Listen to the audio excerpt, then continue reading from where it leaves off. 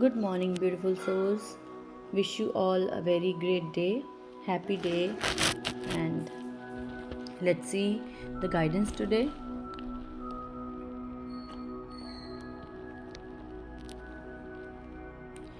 So, the first card is Eight of Swords, and Eight of Swords is indicating that you are stuck in your own thoughts. So, अगर आपको लगता है आपकी ऐसी बहुत सारी चीज़ें हैं जो पेंडिंग पड़ी हैं या बहुत कुछ ख़राब हो रहा है, आपको लगता है पता नहीं क्या हो रहा है लाइफ में, किसकी वजह से हो रहा है, पता नहीं दूसरों की वजह से हो रहा है, स्पेशली आपको लग रहा होगा कि किसी दूसरे की वजह से आपका कुछ भी प्रॉब्लम है वो दूसरों की वजह से हो रहा है, तो please let me clear it to you that nothing has stopped you, nothing has done anything wrong with you except your own thoughts. आपकी खुद की सोच के साथ, सोच की वजह से हो रहा है जो भी हो रहा है। आपको किसी ने कुछ मतलब आउटर एनर्जी की वजह से नहीं हो रहा है, आपकी इनर एनर्जी है जो वो पॉजिटिव नहीं है, वो ठीक डायरेक्शन में नहीं है, जिसकी वजह से आपको प्रॉब्लम फेस करनी पड़ रही है। क्योंकि यूजुअली हम अपने ऊपर वर्क कम करते हैं, हमें लगता है किसी दूसरे की वजह से हमारी लाइफ ख़राब चल रही है। और ये कार्ड तो स्पेशली यही बोल रहा है कि आप अपनी थॉट्स को ठीक करें, चीज़ें अपने आप ठीक होएंगी, पर पहले अपने आप को ठीक करें। आपकी सोच में जो नेगेटिविटी है, आपकी सोच में जो चीज़ है, उसने आपको आगे बढ़ने से रोक के रखा हुआ है। आप अभी बहुत ज़्यादा नेगेटिव भी सोच रहे होंगे, बहुत ज़्यादा लो फील कर रहे होंगे, और जब बहुत ज़्यादा ख़राब कुछ गलत फील करते होंगे तो आपको लगता होगा कोई भी, यूजुअली हमारे दिमाग में कोई ना कोई पर्सन आ जाता है कि उसकी वजह से ये ख़राब हो रहा है, या उसकी वजह से मेरी लाइफ में ये प्रॉब्लम चल रही है, या मेरे काम नहीं बन रहा है। तो इसलिए ये कार्ड आपको बोल रहा है कि अपनी थॉट्स पे वर्क करें, अपनी थॉट्स को ठीक करें। Nobody has done anything wrong with you, nobody has stopped you to move forward. आपको आगे बढ़ने से कोई नहीं रोक रहा है। अगर कोई रोक रहा है तो वो है आपकी अपनी सोच। सो प्लीज़ अपनी सोच को सही डायरेक्शन में लेकर जाएं, अपनी सोच को थोड़ा सा पॉजिटिव करें, ताकि आपको उसका रिज़ल्ट पॉजिटिव मिल सके। जो कमी महसूस हो रही है वो आपके अंदर हो रही है, उसको बेटर करने के लिए जो कर सकते हैं वो करें।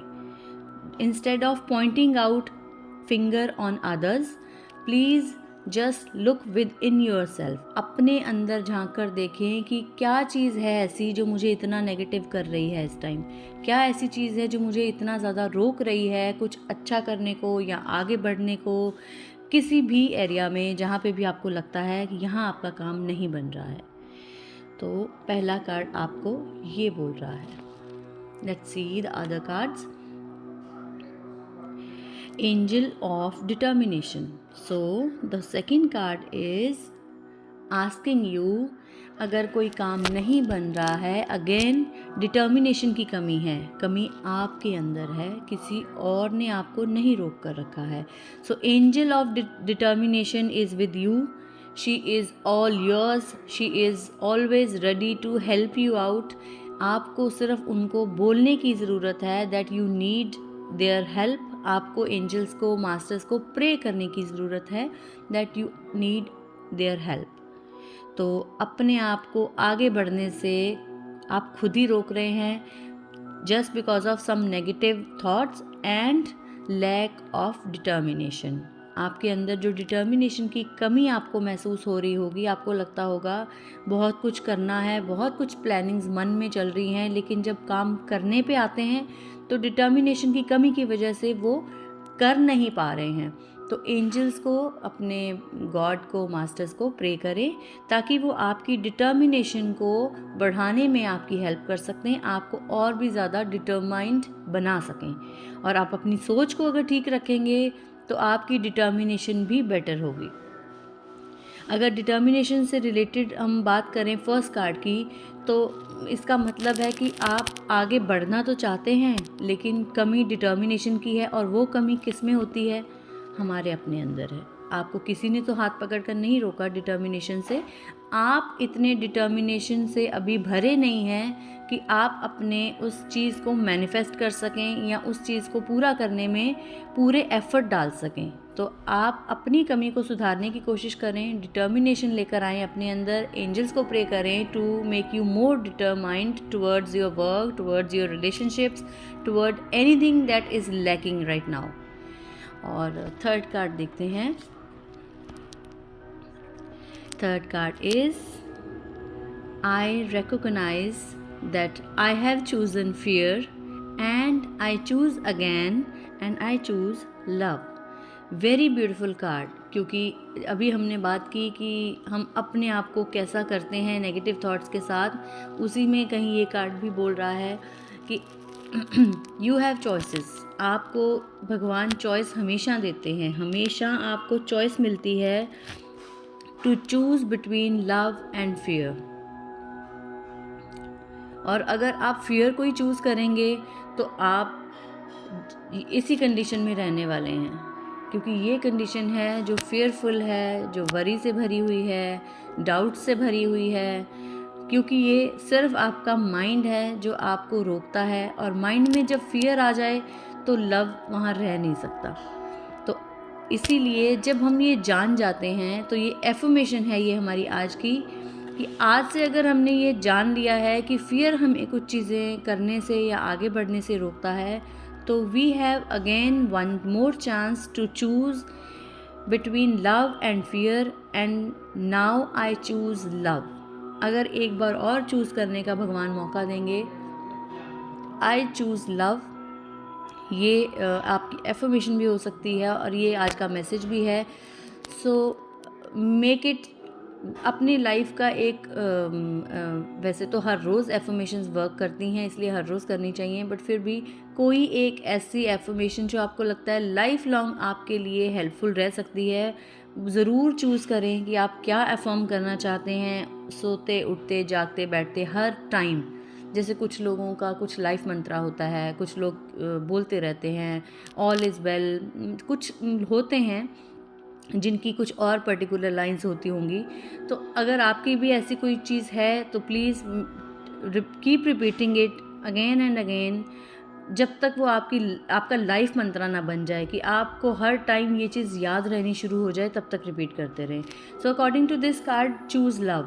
सो यू कैन अफर्म ऑलवेज। जिनको लगता है कि कहीं लव की कमी की वजह से वो लाइफ में आगे नहीं हैं या रिश्तों में आगे नहीं हैं, वो प्लीज़ ये एफर्मेशन हर टाइम कर सकते हैं, आई चूज़ लव। सिर्फ इतनी 3 वर्ड्स की एक लाइन है, मुझे नहीं लगता ये इतनी डिफ़िकल्ट है। सो you can all keep repeating it, I choose love.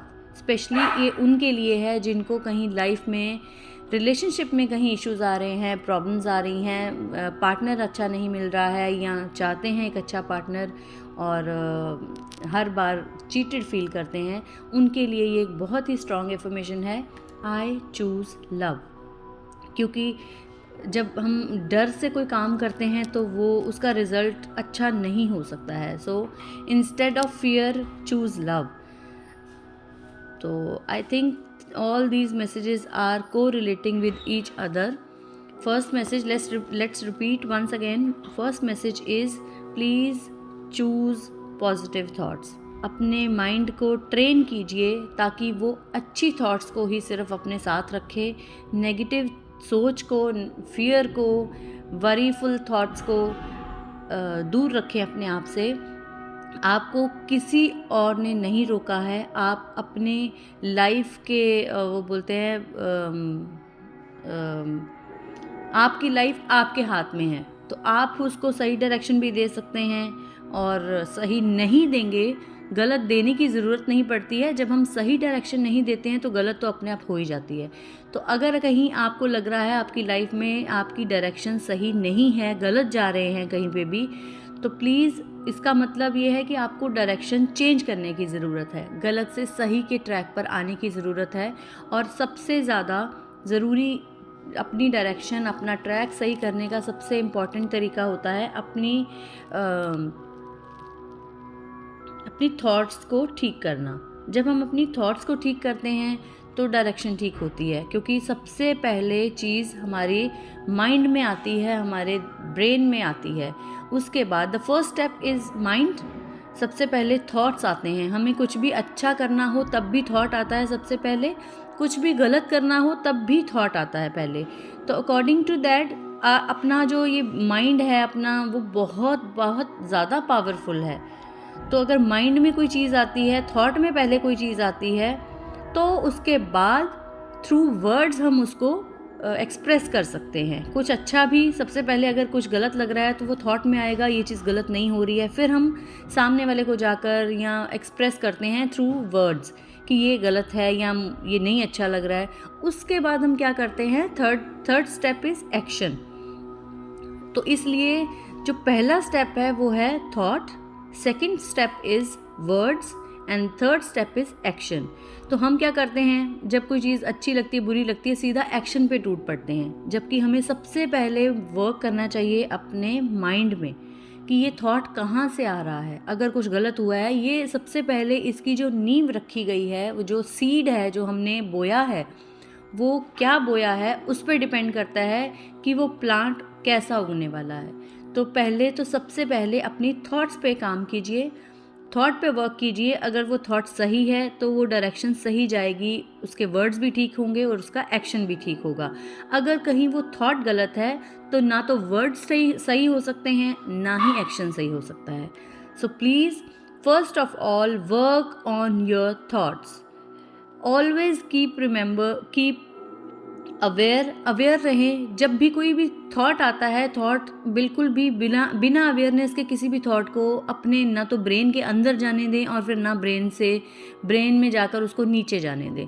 Thought हमेशा अवेयरनेस के साथ आना चाहिए। कुछ भी गलत सोचा है तो जस्ट बी अवेयर कि ये आप क्यों सोच रहे हैं, ये कहाँ से आ रही है सोच। वहीं से लगेगा सही है तो उसको अंदर जाने दें, गलत लग रही है तो वहीं पर उसको ख़त्म करने की कोशिश करें, राइट।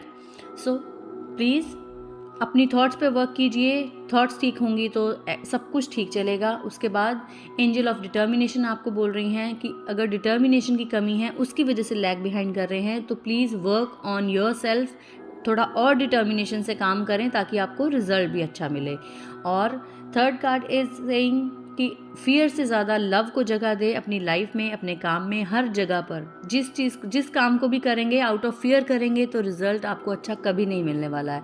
आउट ऑफ लव करेंगे तो बिना सोचे समझे भी करेंगे तो आपको कभी नेगेटिव रिजल्ट नहीं मिलेगा। Love is very powerful.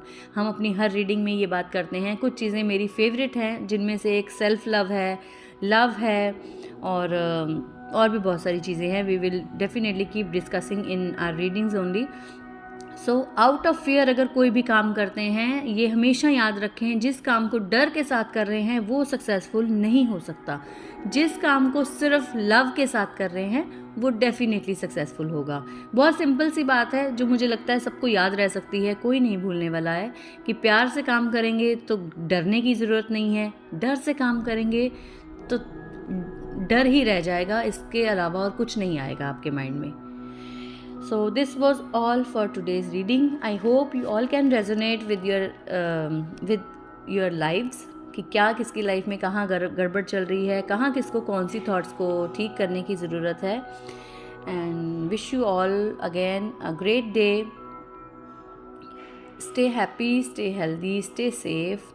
Keep smiling always. God bless you all. I love you all. Thank you so much.